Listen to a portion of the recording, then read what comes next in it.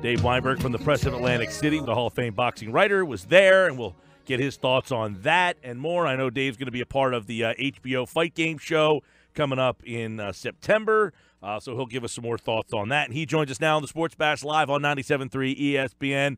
Welcome back, Dave. How you been, pal? My bad. There you go. Hey, Dave. Hey, Mike. How's it going? There you are. So it was a busy weekend, man. You didn't get to go to the Dawkins Hall of Fame speech because of the fight Saturday night, but you covered Dawkins, and I got to imagine you've seen the speech, and, man, he was one of a kind, man. Yeah, he always has been, ever since he came into the league as a rookie in 1996. And through the years, we kind of developed a kind of a special relationship, I guess, just more than reporter-player.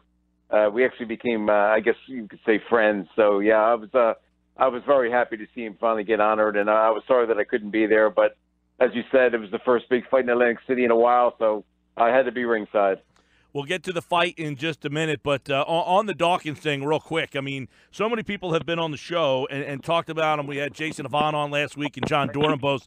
All of them seemed to say he was my favorite teammate. Dorenbos, I thought, was great, said he played every game as if he was a fan, and not only just a fan that you were told you have one play left, and that's how he played every game. I mean, I covered Dawkins not quite as much as you on a day-to-day basis, but is there a moment or a story about Dawkins that stands out to you?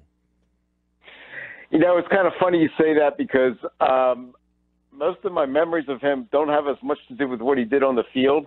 We kind of had a relationship where it got to the point where training camp would open, whether it was at Westchester or Lehigh, and then he would always come in and seek me out, and then he would always go, tell me what he did during his summer vacation, whether it was going on a cruise with his family, visiting Disney World. He would ask how my family was doing. So it was just kind of a great way to just say welcome back and looking forward to the season. And then the other moment that I had was when my daughter Ashley was a freshman at Jacksonville University in Florida. I was actually there helping her pack up for the summer, and I ran into Doc at the airport and introduced him to my daughter. And for the next 20 minutes, we had a conversation that had nothing to do with football. He didn't mention it once, the fact that he was getting ready to sign this big contract.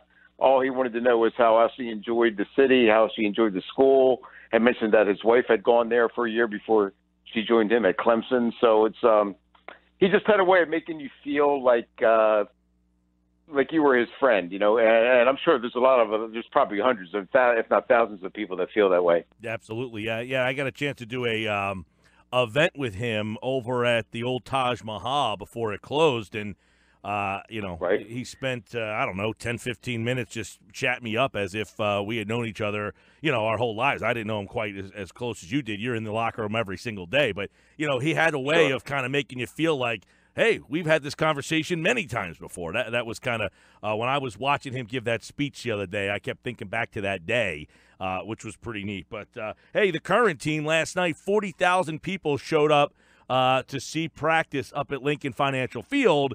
It was the first time that fans got to see the Eagles in, a stadium atmosphere really since the Super Bowl, or really in that a stadium since the NFC Championship game. So what were some of the highlights of last night? Well, I think it kind of proves, if anybody had any doubt that Philadelphia is a football town, and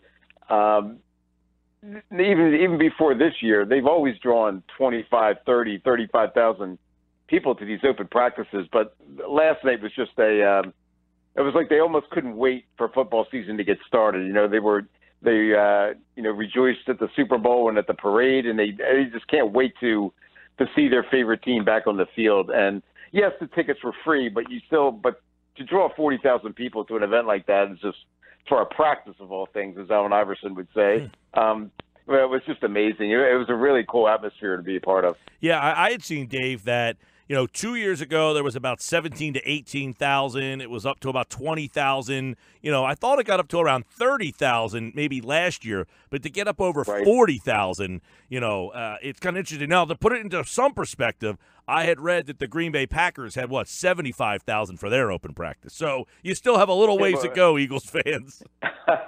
Well, what else do they have to do there? Right, exactly.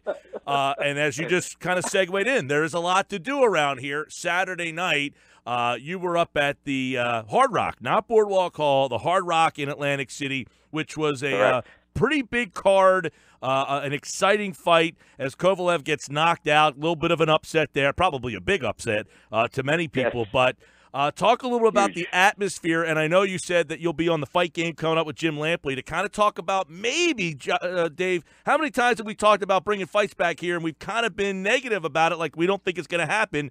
Did Saturday night restore some faith? Yes, it did. Yes, it did. It was the first major championship fight in Atlantic City since Kovalev and Hopkins in 2014. And back then, as you remember, everybody was all excited, and then, nothing happened after that. But I think the fact that both Hard Rock and Ocean Resort, they both seem to be committed to boxing. They both recognize the sport as an important part of their entertainment menu. It really helps with Hard Rock to have boxing guys that are there. Bernie Dillon, the Vice President of Entertainment, Jim Allen, the CEO.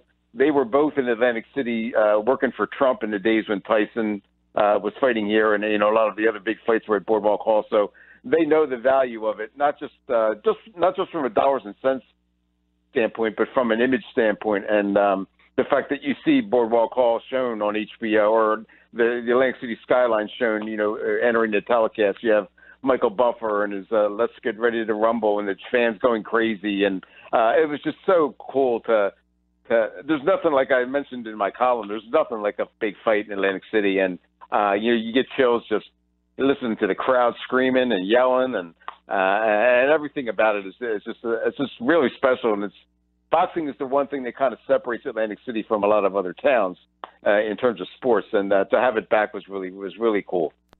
Yeah, it was about 6,000 in there? I mean, so is that a venue that you think makes more sense for these fights? Some ways, yes. I think it does. It seats like 5,500, 6,000. They had a sellout crowd of 5,600 there. And for most fights, I think that's more than big enough. For a so-called mega fight, Boardwalk Hall would probably make more sense because that can seat 12,000. Mm-hmm. But to be honest with you, there's not a whole lot of big fights like that of that magnitude out there.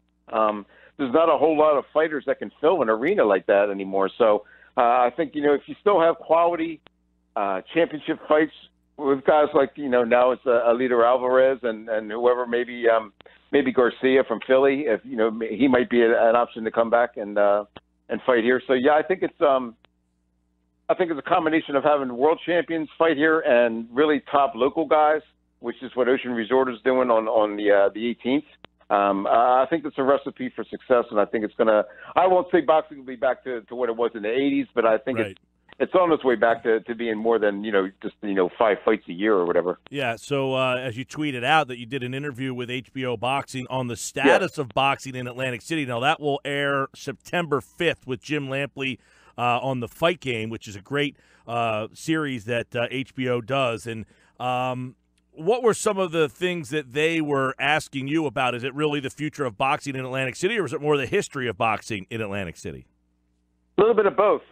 They actually sought me out a couple of weeks ago and asked my opinion of it, and asked me to put them in touch with some other guys. So they wound up talking to Larry Hazard, I believe, and Bernie Dillon, and a few other people. And they asked me. It was a real short interview. It might not even make it to the broadcast. I don't know, but they were really interested in the background. And I told them about the Tyson fights and the Gotti fights and the days when Atlantic City really was the capital of boxing, world capital of boxing. And then they asked me about the future, and I said I'm optimistic, cautiously optimistic. I think, like I just told you, the fact that there's boxing people involved in these properties now, and Bob Arum coming back to town after so many years at Ocean, and main events coming back to Hard Rock. I think that really bodes well for the future, and hopefully that came across. From what I understand, I didn't see the telecast, but I heard Jim Lampley was pretty enthusiastic about being back in Atlantic City. I hope that came across. Well, it seemed like a good night, a lot of energy. I know some people that were there that thought it was came off great being there. So that's good news. Yeah, it was awesome. Is there anything scheduled the rest of the year? Well, like I mentioned before, ESPN is televising the show on August 18th at Top Rank. They have a contract with that network, and so they're bringing Brian Jennings, a really highly regarded heavyweight from Philadelphia. He's the main event. And they do it a little bit different. Like I said, they kind of like focus on more like regional fighters, but guys who are pretty good. And then I know that I was speaking to Bernie Dillon afterwards, and he was just absolutely thrilled with the turnout and the atmosphere. And there's nothing set right now, but I do believe that main events and even I think once other promoters see what happened on Saturday night, right, I think they'll be more inclined to come back too. So I think it really bodes well for the future. So what's Kovalev's future? That's a good question. I know that he could fight again if he wants to, but that was a brutal knockout, and I don't know that if he wants to. He's 35 years old now. Right. There was a rematch clause in the fight and the contract that says he can fight Alvarez again. Hopefully, if that comes to pass, that would be back at Hard Rock. But I think he's really got to sit down with himself and his handlers and his advisors and really think about what it is that he wants to accomplish. Like I said, this is the second time he's been stopped. First was Andre Ward, of course, and then this one. So I don't know if it really makes much sense for him to keep going. All right, yeah. Alvarez knocks out Kovalev in the 7th, which we were talking earlier. Ryan was at the fight, and he said it was kind of he thought that Kovalev was in control, so much so that he went to the bathroom and missed the knockout. Yeah, Kovalev dominated the first 6 rounds, but that's also been the case in some of his other in his 2 fights with Ward as well. And speaking to Kathy Duva, the main events president, afterwards, she was kind of worried about it. Even though he dominated the first 6, he has this reputation of kind of fading after that. And so she wanted to see if he could get through the 7th, and then she would have felt more comfortable. And obviously that didn't turn out the way that she wanted. No. So, it's a kind of a disturbing pattern, and I don't know if it's worth it to keep going. All right, we'll see what happens, of course. Dave Weinberg, his 26th season on the Eagles beat, and, of course, New Jersey Boxing Hall of Fame writer, as he was there Saturday night. And we'll keep tabs with Dave throughout the football season, and whenever a big fight is back in town, which we hope is soon, Dave, we'll catch up with you soon, pal. You and me both. Thanks, Mike. I appreciate it.